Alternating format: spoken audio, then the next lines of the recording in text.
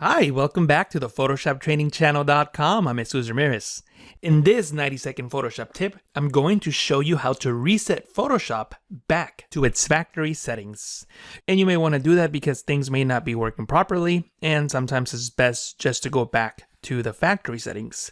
To reset Photoshop back to its factory settings, all you need to do is close Photoshop. I'm not going to save this file. Then I need to open up Photoshop again and hold three keys: Control-Alt-Shift on Windows, Command-Option-Shift on the Mac, immediately after you click to start Photoshop. And I mean immediately, right away. If Photoshop opens, then you took too long.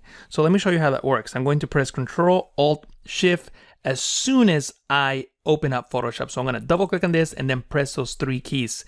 And if you did it right, this window should pop up. This window is asking me if I want to delete the Photoshop setting files. If I click on yes, Photoshop will delete the setting files, and without a settings file available, Photoshop will use the factory defaults.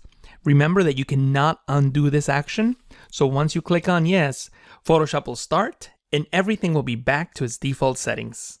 If you enjoy this 90-second Photoshop tip, then click on that like button now, and don't forget to watch my entire 90-second Photoshop tip series where I showed things like replacing skies, matching colors, and much more.